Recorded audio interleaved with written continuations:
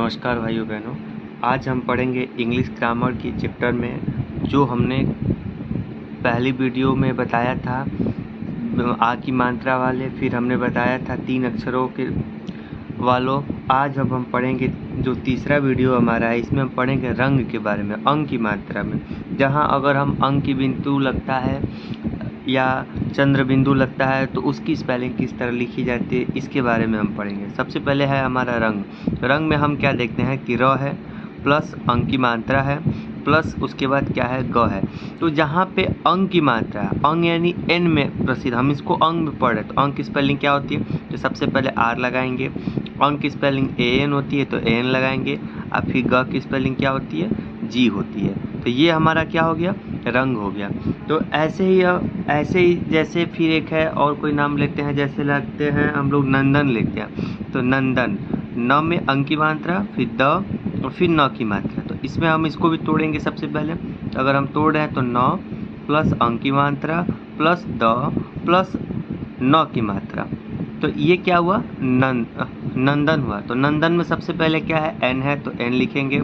उसके बाद अंक की मात्रा में ए एन है, फिर क्या है, डी है, द है तो फिर डी लगाएंगे। उसके बाद देखेंगे कि क्या है, द के में कोई मात्रा है, नहीं है, सॉरी, द में द लिख दिया। उसके बाद नौ में देखते हैं क्या हमारा कोई मात्रा है, नौ में किसी भी प्रकार का मात्रा है, नहीं है।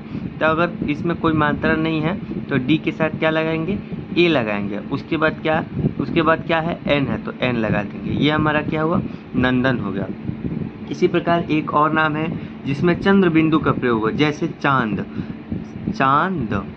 इसमें चंद्र बिंदु का प्रयोग होता है। तो सबसे पहले हम क्या लिखेंगे, च तोड़ लेते हैं। लिखने से पहले हम क्या कर लेते हैं, सबको अलग अलग भाषा में, संधि विच्छेद की भाषा में इसको तोड़ लेते हैं, अलग अलग तोड़ लेते हैं। तोड़ने के बाद ये तोड़ने का मतलब क्या होता है कि हम बड़ी आसानी से किसी शब्द को तोड़ के उसका स्पेलिंग लिख लेते हैं। उसके बाद उसको जोड़ देंगे। जैसे च है तो च की स्पेलिंग हम लोगों ने पढ़े हैं कि CH से च होती है।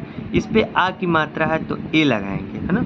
ए लगाने के पश्चात उसके बाद क्या लगाएंगे, एन लगाएंगे, क्योंकि अंक की मात्रा एन। और फिर उसके बाद डी। फिर एक क्वेश्चन यहाँ पे उठ रहा है कि सर, पहले बच्चे पूछते हैं कि बताइए कि सबसे पहले आपने अंक की स्पेलिंग ए एन कहा, अब आप कह रहे हैं कि सिर्फ एन लगेगा। तो जब सभी अक्षर के साथ कोई भी मात्रा अगर आपका जुड़ जाता है तो उस समय एन की जगह पे सिर्फ एन का प्रयोग होता है। ए हमारा मात्रे के साथ जुड़ जाता है।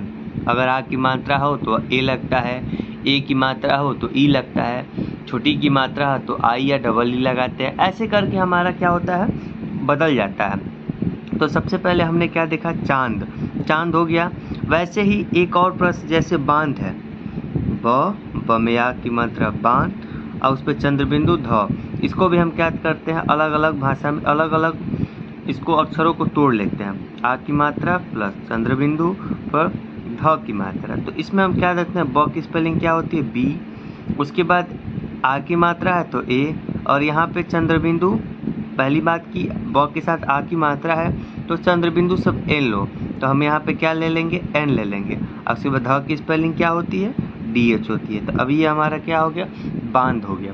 इसी प्रकार अब हम म की भाषाओं में चलते हैं। म की भाषाओं में क्या करेंगे, मतलब कि जहाँ पे जैसे हमने अंक की मात्रा पढ़ा, अब आगे हम जाएंगे तो म में पढ़ेंगे। कैसे पढ़ेंगे, आइए देखते हैं।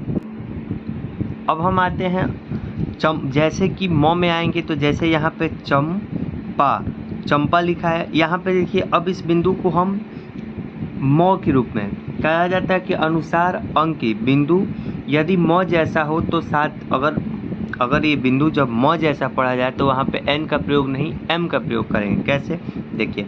सबसे पहले च है, उसको तोड़ लीजिए।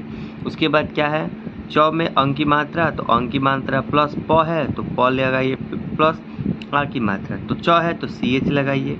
CH लगाने के बाद अब हम क्या देखेंगे कि CH लगाने के बाद ये च क्या है, अकेला है तो इसके साथ ए लगाइए। फिर अंक की मात्रा है, अंक में इसको हम क्या पढ़ेंगे, म की जैसा है। अंक जो है हम यहाँ पे म जैसा पढ़ेंगे। चंपा, म का उच्चारण यहाँ पे हो रहा है तो म का हो रहा है तो हम M लगाएंगे।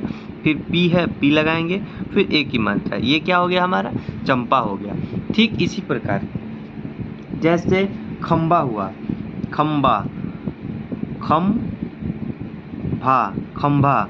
खंभा में हम क्या देखेंगे कि ख है, ख लगाइए प्लस अंक की मात्रा प्लस भ की मात्रा प्लस आ की मात्रा। तो इसमें हम क्या देखते हैं के एच। अब इसके बाद क्या देखते हैं के एच अकेला, इसमें कोई बिंदु कोई मात्रा नहीं है तो ए। उसके बाद बिंदु है तो ये यहाँ पे म का उच्चारण हो रहा है ना, तो एम लगाएंगे। उसके बाद भ की स्पेलिंग क्या होती है, बी एच होता है, बी एच लगाएंगे। और आ की मात्रा क्या होती है, ए होती है। इस प्रकार हमारे ये क्या बन गया, खंबा बन गया। बड़ी ही आसान भाषा में हमने इस दो बिंदु को पढ़ा। एक जो अंक की मात्रा जो एन के रूप में, अंक की मात्रा जैसे 9 के रूप में आती है, और एक जो हमने पढ़ा म के रूप में आती है। ये किस रूप में आती है, एन से प्रदर्शित करते हैं। और इसको किस से प्रदर्शित करते हैं, एम से प्रदर्शित करते हैं। इसको हिंदी में 9 बोलते हैं और इसको हिंदी में म बोलते हैं। तो बड़ी आसान भाषा में हमने इस चीज़ को सीखा है ना। तो यह वीडियो आपको कैसा लगा, अगर आपको कहीं दिक्कत हो तो फिर आप कमेंट करके बताइएगा। मैं इससे भी आसान तरीके से आपको समझाने की कोशिश करूँगा। ठीक है, नमस्कार, जय हिंद।